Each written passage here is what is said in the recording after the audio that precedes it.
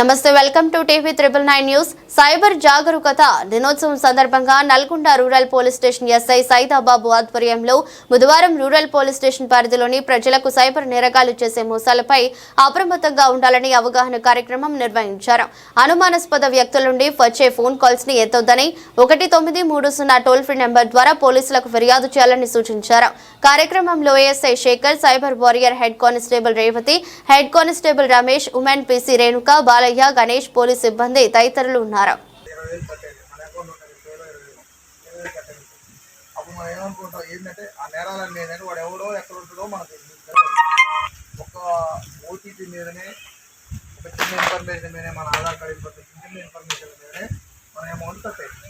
మనం ఈ రోజు మనం ఏం చదువుతామో చూస్తున్నాము. జనరల్గా మన ఇళ్ళల్లో బీరోలో పెట్టి ఒక 50,000 పెట్టి కూడా వచ్చి తీసుకుపోతే అది మనం దొంగతనం అనుకుంటాం. కానీ ఇప్పుడు జరిగే దొంగతనాలు ఏంటంటే ఇప్పుడు అకౌంట్లో కూడా మాయమైపోతాయి. మనం చిన్న చిన్న తప్పుల వల్ల దొంగలు కూడా రూట్ మార్చారు అనమాట. అట్లా ఇట్లా చేసే దొంగలు కామన్ దొంగలు అంటాం. కానీ అట్లా చేసే వాళ్ళు సైబర్ నేరస్తులు అంటారు.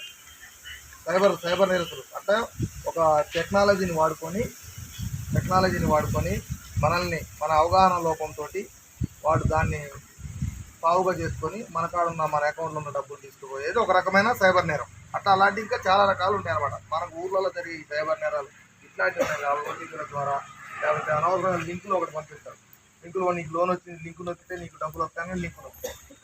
ఇట్లా కొన్ని టైప్లలో సైబర్ నేరాలు జరుగుతున్నాయి అనేది మన పోలీసుల ఉద్దేశం. మీ అందరికీ అవగాహన ఉంది. ఇప్పటి నుంచి ఎవరికి ఓటీపీలు కానీ ఎలాంటివి కానీ మన తెలవకుండా బ్యాంకు వాళ్ళు అని చెప్పినా ఫోన్ చేసి అడిగినా ఇవ్వద్దు అనేది మీరు గుర్తుపెట్టుకోవాలి.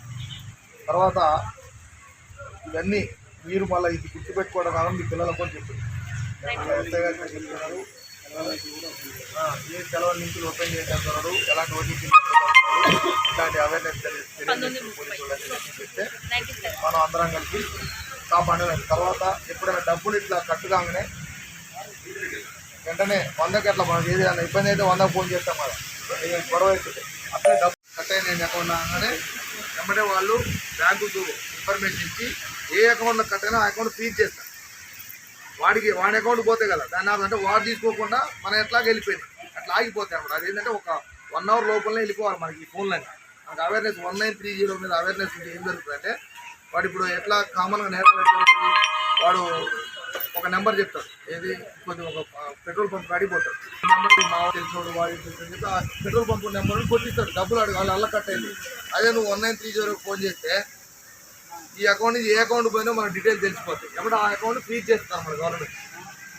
అప్పుడు నీ డబ్బులు అలా ఆగిపోతాయి.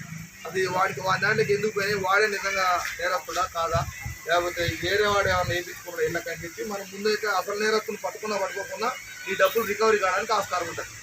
అది ఒక 1 అవర్ లోపల అయిపోవాలి. అదొకటి గుర్తుపెట్టుకోవాలి.